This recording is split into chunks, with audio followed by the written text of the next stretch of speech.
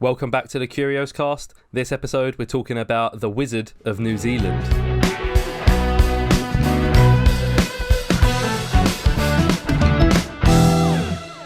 No George again. Fucking hell, still getting his penis sucked out. Yeah, I don't think it went well. It got smaller, I think is what he said, doesn't it? Yeah. Somehow. Yeah. If that was possible, it got... Yeah, I think his balls have got smaller as well. Or bigger. I think that was it. His dick was getting smaller, his balls were getting bigger. So like, yeah, that's exactly it. Yeah, his dick is now, it's down to like half a grain of rice, not even a full one anymore. And I think his balls, he said they're like, he said you could fit them into like a colander. He says that like each one is like just that big. Well, because that's what they're having to do with them. Otherwise, they're just getting away. So obviously a colander. Yeah. Gets it nothing else. Nothing else. Out of the way, doesn't it? And it still lets it breathe. And yeah, exactly. Yeah, it's nice and cool. Like you can still run water. You can run water over them to cool them down. Yeah, that's what they're having to do. That's what you have to do. They know what they're doing over there, the Dutch. Exactly. Yeah. So yeah, the fucking wizard. So this is the Wizard of New the one that we spoke about before in episode. So that's what I was just trying to find out is what episode it was. But due to poor description writing on behalf of George Janes, it's either professional journalist George Janes. I've lost it now. It's either episode like 7, 8, or 9. But if you want to go listen to the episode with the Wizard, then it's one of those ones. Was it you then, or was it Lawford? I spoke about it, yeah. Okay, yeah. It was either the first episode I was on. Yeah, I was going to say, it was quite an early you. Yeah, I'm pretty sure it was definitely... you. Was it you guesting, or was it... I don't know. I don't think so. Yeah. Maybe I was. Yeah, but I feel like you was. I think it was the same episode that you were talking about the time you saw a dog drive a car. Yeah, because I'm not sure there's video of that. Yeah, I'm pretty sure it was an episode before there was video. Yeah. So it would have been like episode 8 or 9 or 10 or something. In the archives. But it'll be a good audio quality episode at least. Yeah. Because we were using the good mics by then, yeah. All with great microphones. Yeah. But yeah, so I'll kind of summarise, I guess. If you want to listen to me talk about the Wizard some more, then try and find it. Because we don't know where it is. But essentially, the Wizard, he was actually born in London, in the UK, England, Britain, in 1932. So he's 88 years old now. He moved to New Zealand later on in his life, I think in the 60s, 70s. And it pretty quickly became known as the Wizard. The way it kind of unfolded and got to that point, I'll go through in a sec. But he basically became sort of like a street performer / public speaker. He would set up in like the town centre, like in front of the city hall, and kind of just shout his views and just talk to people who were walking by. Apparently he is like a really friendly person, like very approachable, and enjoys having a conversation and gathering a crowd. And he is a bit of a showman. You kind of have to be, I think, if you're going to be the Wizard of New Zealand. Yeah.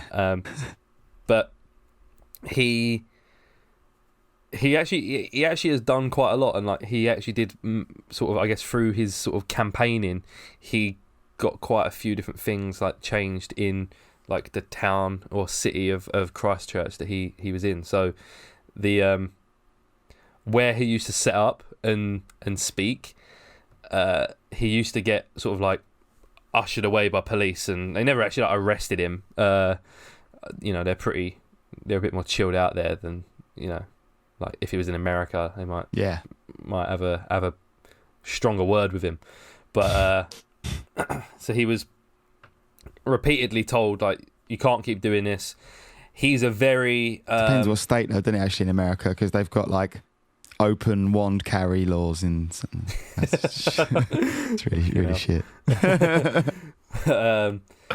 He he done it so much that area where he was talking actually became like a recognised sort of like speakers area, like where if you want to go out and shout what you want to shout about, this is where you can do it. Or like Speakers Corner in London. Yeah, we have one. We have one in London. It's called Speakers Corner, and people go and they stand up on their soapbox. That's where they. Yeah, I think basically that. But yeah, he's had quite an interesting life. So he served in the Royal Air Force as an airman. In 1963, he graduated from the University of Leeds with a double honours degree in psychology and sociology. He was actually a member. He was a member of the institution's University Challenge team, and he was actually on the first season ever of University Challenge. I don't know if they won it or they just won the first appearance they was on. Was this like a New Zealand version of University Challenge? No. This was in the UK. So he went to Leeds Uni. Sorry. Okay. Yeah. Mad. So we've actually got a clip that we'll play now of him sort of just demonstrating that he is like a rather intellectual person. So we'll play that now. And I have a bonus of 40 coming up, a big bonus, and here is your first starter for 10. Thursday is named after the Anglo-Saxon god Thor, for whom is Wednesday. The Teutonic god Woden. Woden is correct. Anglo-Saxon or Teutonic god Woden, 10 points to Leeds, and here is your bonus for 40. 5 men were chiefly responsible for the revolution by which the modern view of the solar system replaced that of Ptolemy and Aristotle. 10 points each for any 4 you can name. Copernicus. Copernicus is right for Galileo. 10 points. Galileo is another 10 points. Kepler. Kepler is right for a third, 10 points. And a fourth one? Newton. What? Newton. Newton I can accept. Long they came after Galileo for his... So as you can tell, he clearly knows his stuff, especially when it comes to Galileo and Newton and shit like that. He knows his stuff, especially for someone who done psychology and sociology. Don't talk about space and that a whole lot, I imagine, but he seems to know his stuff. Now that clip I actually got from what I assume is his YouTube channel, because the YouTube channel is WizQSM, and it's there's all these videos. I'll link it to you as well. Nothing's been uploaded to it for 10 years, but there's basically this big dump 10 years ago of all these videos, and most of them have got less than 1,000 views. Some of them only got 100, 200 views, but it's Brilliant. This great archive of this such a really niche of the Wizard just doing some mad stuff. So one of them is just that clip there of him being on University Challenge.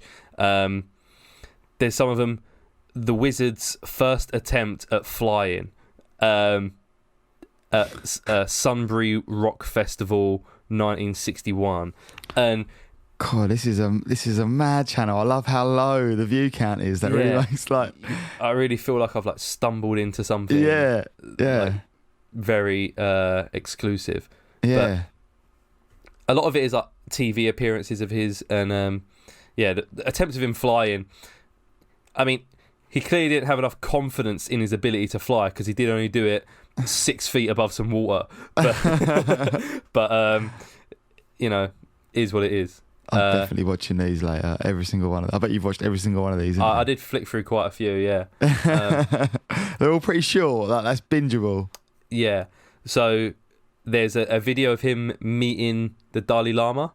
Nice. And it's a very quick meeting where the Mr. Lama is walking through a crowd, and the Wizard's just standing there. And he's he shakes his hand, and old Dalai pokes the top of his hat and sort of laughs at him and walks away. There's a clip of him ranting about phone boxes as well, because in Christchurch they have they had red phone boxes, and I think it was because we have red phone boxes over here, and I guess we went over there, colonised it, and was like, we're sticking our red phone boxes in here.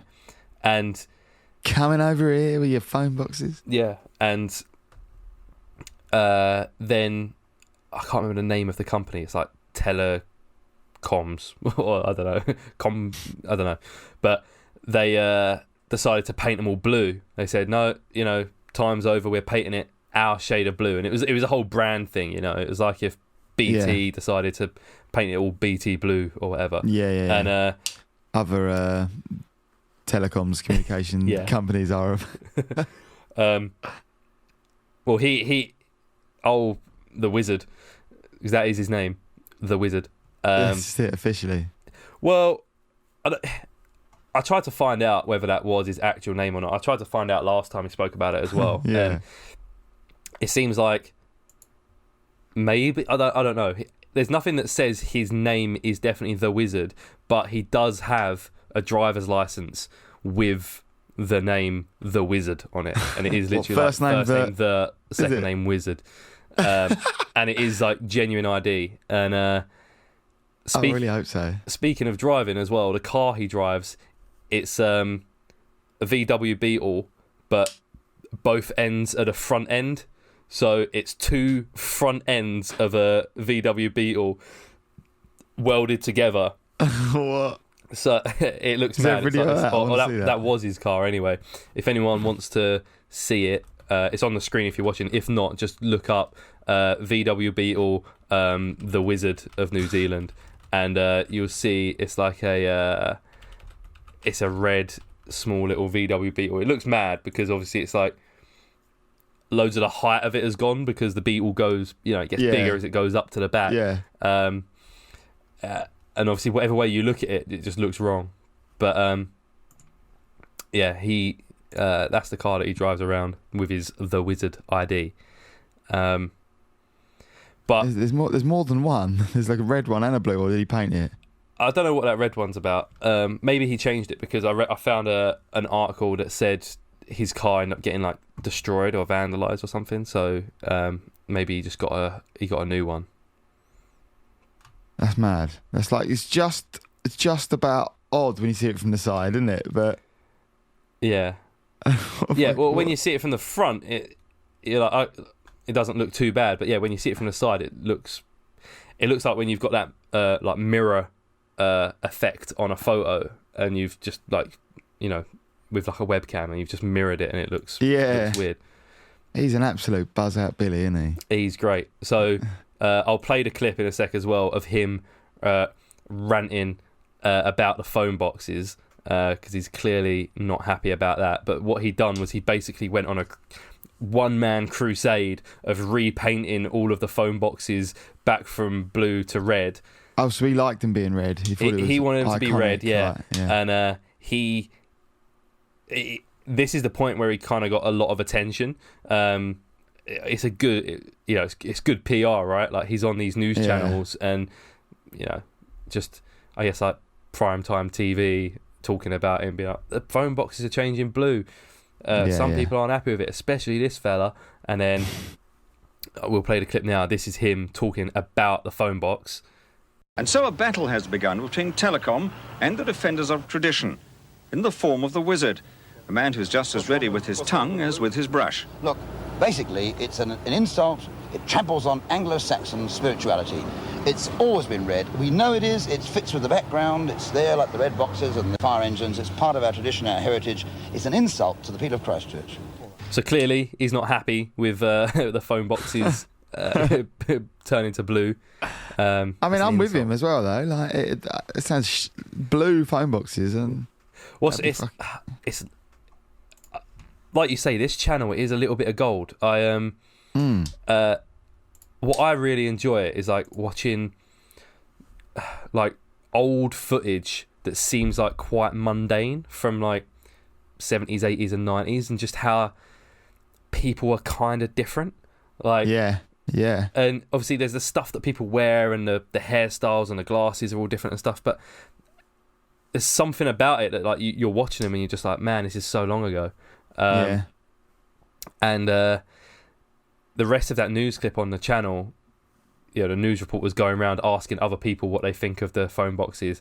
And everyone's like, yeah, red, because obviously they're used to it being red, right? If they change, you hate it. So everyone's like, red. There's this one guy who's just like, why not half red, half blue?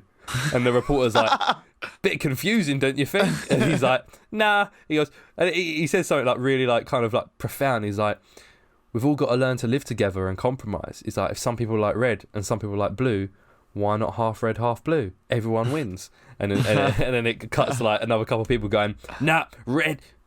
It is good. Yeah, there's a few. I do love it when you find just like, it's always, I always find it weird when you do stumble across a YouTube video that has got like hardly any views and you think, man, like this is rare. I'm in like a rare part of YouTube now. Like I think we spoke about it on the thing before. I ended up in some YouTube hole with people eating toenails or something. Oh. Yeah, I spoke about that on the early days of the podcast. Yeah, because I mean, like the whole idea is, YouTube promotes videos to you that's popular and videos that you're gonna like. So it is rare to come across a channel like that. Yeah, I love it. But yeah, he shortly after his graduation, he was recruited by the University of Western Australia Adult Education Board to run their community arts program. He joined the teaching staff of the newly opened School of Sociology at the University of New South Wales. Now, he has bounced around to quite a few different universities. And I won't talk about it too much because I spoke about it last time. But he basically kept getting fired or it just didn't work out with these different universities.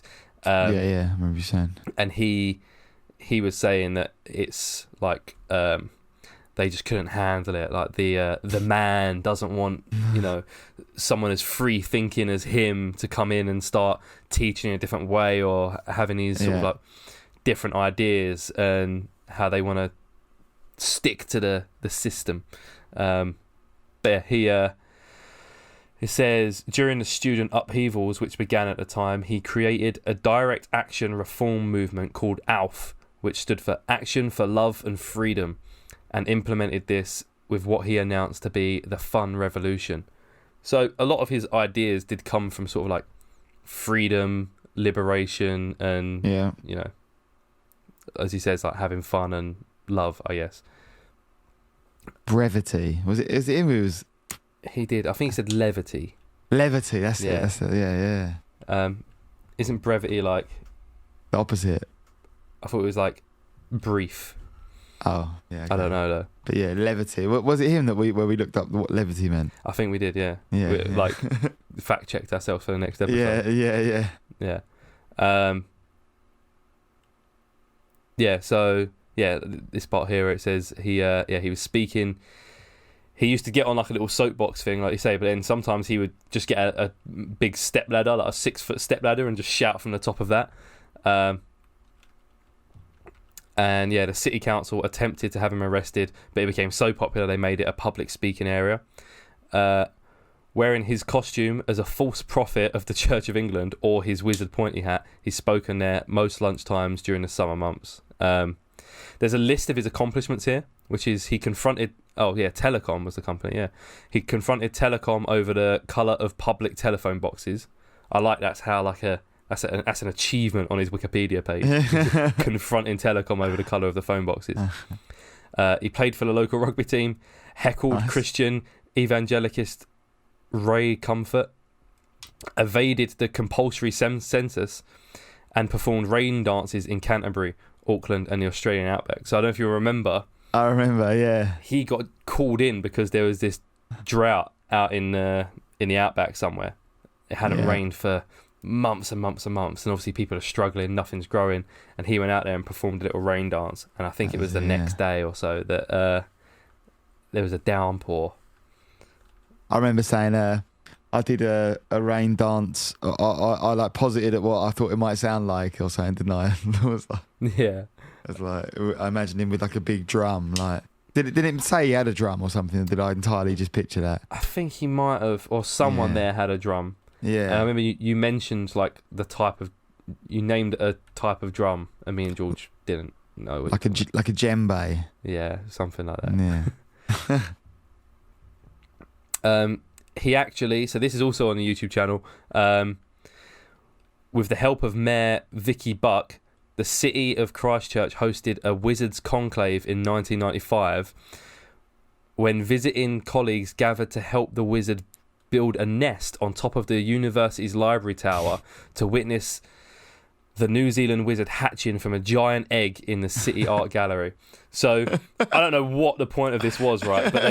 But they gathered a bunch of other wizards and like just people, and at the top of the university library tower, they built a giant egg. And if you look at the video, it is like 9 feet tall. Like it's tall, this egg. And the wizard's inside, and he like smashes out of it, and he comes out and he's dressed as a fucking bird. Like, he's not even dressed as a wizard, he is dressed as like a little baby bird. And he does give like a little interview to the camera, but I'm not gonna put any audio in there because the audio is actually really like buzzy and like it sounds awful. It will leave your ears ringing. But go watch it if you want to see him smash out of an egg. That's good. Very strange. So the thing is, what was the point of that? Was it like, is that art? Yeah, I tried. He's very wordy when he talks, right? Like, and he'll use so many big words that when on their own I might know what they mean, but you put them together and there's too many words. I don't always know what he means. But and I'll get more onto that in a second as well. Yeah. Last time when I started reaching out to people and contacting people, we reached out to the Frosties kid, got a little chat with him. £1 Fish Man, most recently. I wanted to get in contact with the wizard as well. I thought that'd be a good little sit down chat. I feel like very similar to the dolphin lover, he would have quite a lot to say, and we could go off on a few different tangents. And I was trying to find a contact for him. Like, he doesn't have any social media accounts other than this YouTube channel, but you can't comment unless I just commented in the videos. There's no way I can really do it and get a response. Couldn't find an email address for him. Is he still alive? Huh? Is he still alive? He is still alive, yeah. Okay. And on his website, and I urge everyone to visit the website because it is something else. I'll link it to you, Rob. Yeah, we want to see this. The address for everyone listening is wizard.gen.nz. So wizard.gen.nz. And it does look very wizardy. If a wizard was to have a website, this is what it would look like. It's got, I don't know, fucking like magic sans serif font or something. Like, it's just weird old timey font. And when you click onto these pages, every now and again the background just changes to a real close up of his face, and you can't really read the text because it's just black text on a photo that has a lot of black in it, and like the words are just getting lost in his beard. Essays in ideodynamics. Yeah, he's Mein got Kopf. a lot of words on there. Fuck yeah. Of course. And I was just about to say, every now and then the website will just play like a wizard jingle, like the kind of thing that would be like a sound effect for someone waving their wand in a cartoon or something. I don't know how to stop it doing that. So we'll add the effect in after so you can hear what it sounds like. But there's so many pages on this website that are ramblings, I guess, of like very like political and social. I'll get off that. So. It's just ramblings, really. Like, there's a whole cosmology section, but there's a feedback section where you can write a comment. So I wrote a comment on there, and like the comment's actually like gone now. I can't find it unless it's just buried, because there is quite a few different comments on there. But I commented and just said, "Hey, I've got a podcast. We spoke about you. do you want to have a chat? And I left our email, and then he did email me back. He nice. emailed back and he said, "Dear Tom, I got your message. I'm reluctant to do interviews unless I know where the Inquisitor is coming from. Here's a couple of articles so you know where I'm coming from." And he sent me these 2 PDFs that, again, I'll link to you, Rob. 2 PDFs. This first one here is 9 pages long, and it's called Cancelled Revised PDF. And it is basically 9 pages, and it's talking about how he survived multiple cancellations. So he's talking a little bit about, modern sort of like cancel culture, and how he multiple times has been cancelled, but he brought it back. So the first one's in 1963. Then he talks about in 1970 he was attempted to be cancelled. Oh, fucking hell. And you read all of this? I told him that I read it all. But then he also sent me this PDF as well, which is 54 pages long. Fucking hell. And when I say 54 pages, there's not many pictures, and the text isn't that big. This is a good like size 12 font here. Like, Christ, yeah, that's proper, isn't it? Are these his ebooks maybe that he's? No, he's No, so he does okay. have books as well as this, Fucking hell, this is. he must have some kind of magic fucking pen or something that's writing these books, because he writes a lot. Yeah, fair play. So the other the long PDF he sent me, which was 54 pages, is called The Blob and I. And I'm not going to... I don't have enough time to tell you what he talks about in 54 pages. Like, he wanted me to read it all. I gave him my best effort, and I read a lot of it. Like, I went through, kind of, got the gist of what he was saying, skimmed it. I'm like, okay, cool. I see what he means in this paragraph. Went through, read another paragraph. I'm like, okay, yeah, I get where he's coming from. And but what he's talking about when he talks about the blob is the blob is something that he uses to refer to sort of like what we were talking about last episode with the man, like the Illuminati, the I guess the powerful, the elite. Okay, yeah. And I picked out a little paragraph here which gives you a gist as to what the blob is. And it says, who are the main players in the blob? It's an impressive list. The financial wizards who rule the world by manipulating the currencies through criminal financial institutions. The giant global corporations who by becoming legal persons in law cannot easily be held accountable for their piratical practices. The hedge funders, the stock marketers, in cahoots with corporate banksters who help them manipulate the value of stocks, many of them fake, and the political parties who make lying promises to the electorate to get into power, and who will loot the tax take to bail out the creditors, and their crooked schemes backfire. They are too big to fail. Also in the blob is the mass media, with very few exceptions, a monopoly, all singing from the same page, and together with the taxpayer-supported universities, teachers, colleges, and teachers' unions of the secular educational system. They provide the smokescreen behind which the evil financial wizards are hidden. The gutless, second-rate intellectuals in the traditional Christian churches who daren't be rude to the usurers manipulating the governments, or the Islamic jihadists funded by rich oil fundamentalist regimes slaughtering their colleagues in the original Christian churches in Syria and turning a blind eye to female genital mutilation and sexual slavery, have also been swallowed by the blob. Fucking hell, he goes in, doesn't he? And that is one paragraph of this 54-page PDF. Wow. I was, of course, after reading all of that, interested in talking to him a little bit more. Yeah. So I left it. Oh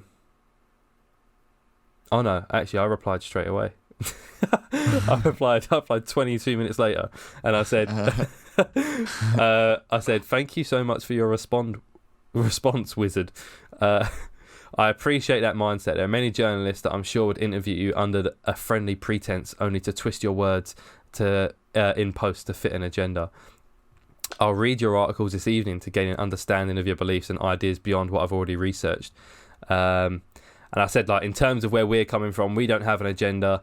We're just looking to talk to interesting people. Blah blah blah. And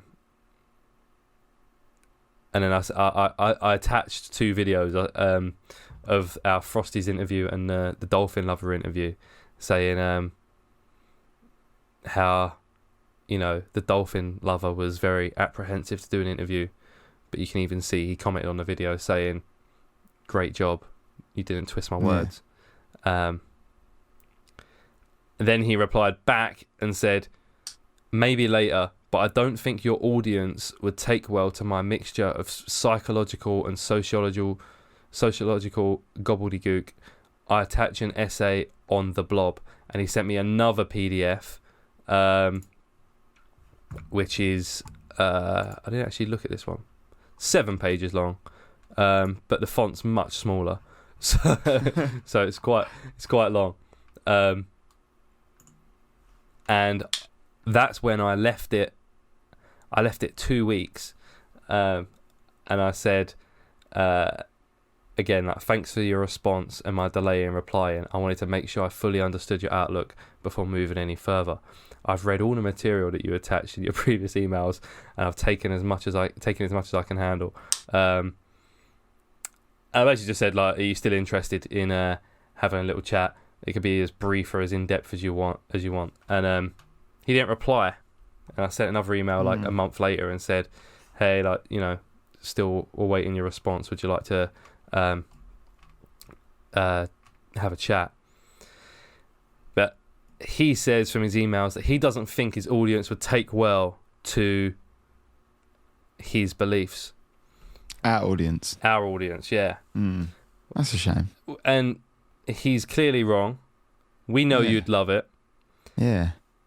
And maybe to prove that you would love listening to me talk to the wizard, listener, if you could go to his website, wizard.gen.nz, and just leave a comment on the feedback section, something nice, like, obviously, you know, we're not demanding an interview, but just expressing your interest. If you are actually interested in hearing me talk to this guy, you know, put that on his website and say, heard about you on the Curios Cast podcast, would love for you to have a chat with him, loving your work, mate. And have a little look on a website as well, just to see how much is on there, because there is a lot on there. And yeah, like, fucking hook us up. I remember thinking this before. I was well into the wizard. Like, I'm buzzing to look at all these videos. Yeah, the videos are the best thing, really. Super interesting dude. He's the sort of dude I reckon you could definitely just, like, it's a shame, you know, we can't go to New Zealand, you know, like, because I bet in like real life you could spend hours talking to him. Well, that's what I'm hoping. Like, if he doesn't accept our interview, then one of the first things we're doing when we're monetized is we're using that money to go to New Zealand. And he says that he usually hangs around the art centre at the Custard Square bookshop chatting with folks who pass by. So that's what we're doing. So either, listener, post on his website saying that you would love to hear us chat to him. You're really interested in him talking to us.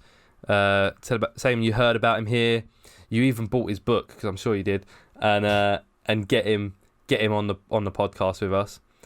And if not, if he doesn't want that, then share our podcast with all your mates, so we can make some money and we can go to New Zealand. Sponsor us. Yeah.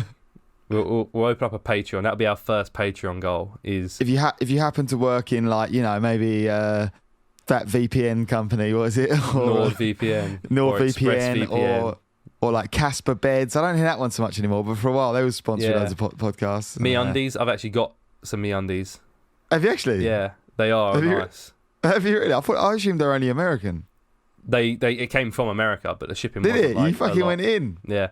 They are. I bought into them, man. I was like, yeah, sold. I looked up like what people have genuinely said, and they are actually really nice. And yeah, what's specifically good about them? They feel good, and they do a very good job of presenting what's on display. Yeah, nice. If you like, you put on a pair of boxers and you look at yourself in the mirror and you're like, oh, okay, whatever. But then you put on some MeUndies and you're like, fucking hell, what's... Yeah, George needs some. I was going to say, silly, like having a good dick day when you're like... Yeah, like every day is a good dick day. Yeah, love it. I don't know what it does. I don't know how it does it, but it somehow like pulls them forward, lifts them up. Like, well, I mean, after this amazing review, surely they're going to sponsor us. Yeah, so I better get some too. Well, actually, saying that, I was wearing MeUndies on the Halloween episode when I was in my Spider-Man outfit. So there you go. You've seen the MeUndies at work in person. Lovely. It's video. I think I was pretty much covered up by my laptop on there. But, yeah, I think you did it on purpose. Yeah. But that's kind of it with the Wizard. I just want people to go and like watch his YouTube channel. There's like, what's this one here? Wizard arising from the ashes, and he's just screaming, "I'm back!" I think his house burnt down, and he's like, "Oh man!" Like, I'm back. Yeah, I'm really into it. I'm going to be consuming that day off tomorrow. I'm going to be starting it with all of the Wizard's videos. Yeah, you can probably get through it all in an hour or two. That's what I reckon. The videos are pretty short. Some of them are like 20 seconds long, and some of them are 6-7 minutes. Yeah, love it. This one, the pirate battle. There's some madness on this. I urge everyone to go and look at the Wizard's YouTube channel. He is a really interesting guy. And go and comment on his website. Sick. But yeah, that is the Wizard. Hopefully, we'll have another follow-up episode with him on having a chat. I look forward to it greatly. Excellent, nice one, Tom. Big up the Wizard. Hopefully, next episode, George will be able to join us. Yeah, feeling better. I don't know what's next. First it was his balls. No, first it was his penis, and now it's his balls. His bumhole might be at stake next. Let's hope not. # pray for George. Hopefully not. Pray for George. Yeah. All right. See ya. Farewell.